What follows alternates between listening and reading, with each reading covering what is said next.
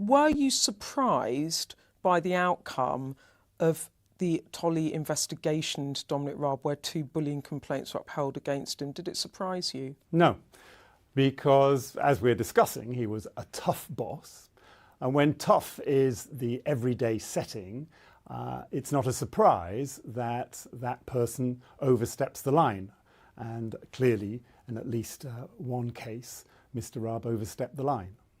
So did you, given the nature of how you saw him operate, think that it would escalate, if you like? What was tough maybe back in, when were you working with him, in 19 to 20. 19 to 20, that it would build into something a bit more? That was what you felt, that if he wasn't kept in check? Well, one aspect was talking to him about his impact, the impact of his behaviour on the people around him.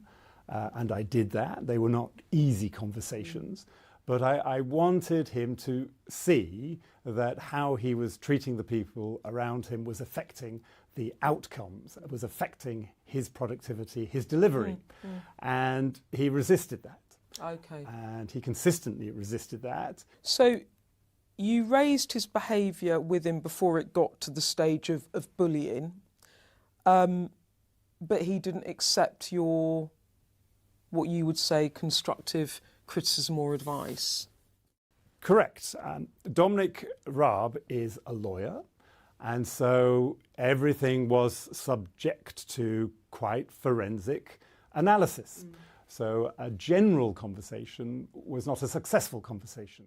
So just to be clear, Simon, you're saying that more junior civil servants said to you, I'm finding working for Mr. Raab really difficult, this has happened or that's happened, please can you talk to him about it, but don't mention me. And you tried to relay that, and he didn't accept that. That's correct. Okay. Were you surprised that he didn't accept that, or dismayed? Dismayed, because I think that he was in control of his behaviours. I think he could have changed his behaviours, and he chose not to change his behaviours. Did you like working with him? That's my answer. You didn't. You don't have to, I mean, you don't want to answer. Whether a permanent secretary likes working for a minister is beside the point, because our job is to help our political boss deliver. And Simon, you talk about trying to talk to him informally, reflecting some of the concerns from your team. You say that he deflected complaints because he didn't have specific names and examples. You've explained why. Do you, looking back on it now, regret not escalating it yourself before it got worse, before it got to a stage where, when you read the report, did you think, oh, maybe I should have done more?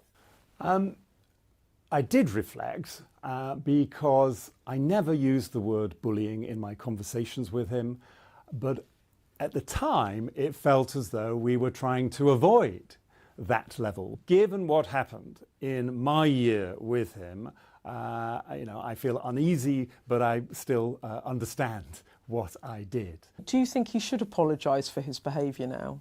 Yes. You do? And were you dismayed that he didn't? Yes. Okay.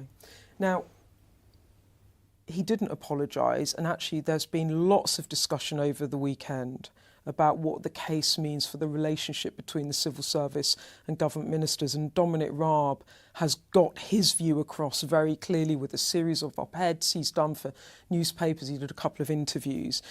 He's written a very clear resignation letter in which he said the outcome sets a dangerous precedence for good government and encourages spurious complaints against other ministers. What do you think of that? I disagree with all of that. I think anybody who reads the report will see that the threshold is a high threshold, and so most people who have a bad day don't have anything to worry about, because if you have a bad day, you recognise it, you apologise to the person you've interacted badly with, and you move on. And as far as I can see, there will be no stampede of such complaints. So we'll see. But I think he's wrong about that. And I think he's wrong about the civil service.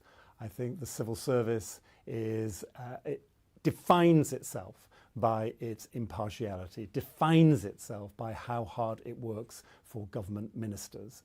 And in another part of his reaction, Mr. Raab does pay tribute to many, indeed most, of the civil servants he worked for. Rory Stewart, whose political career saw him work as a civil servant and later as Secretary of State for International Development, said in recent days on his podcast that he, quote, did frequently find times where people, civil servants, were deliberately blocking him. I mean, this is part of Raab's criticism, wasn't it? That he felt that there was an activism within the civil service that were trying to block him and then trying to oust him. And there's another, minister there, Rory Stewart, who's saying the same thing. I think that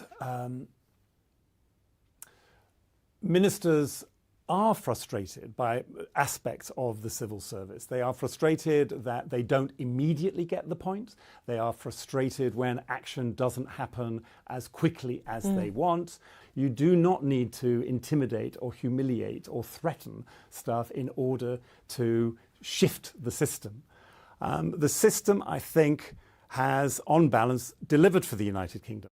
The former head of the civil service, Lord Carslake, warned today that the Prime Minister needs to speak out against the torrent of invective against the civil service.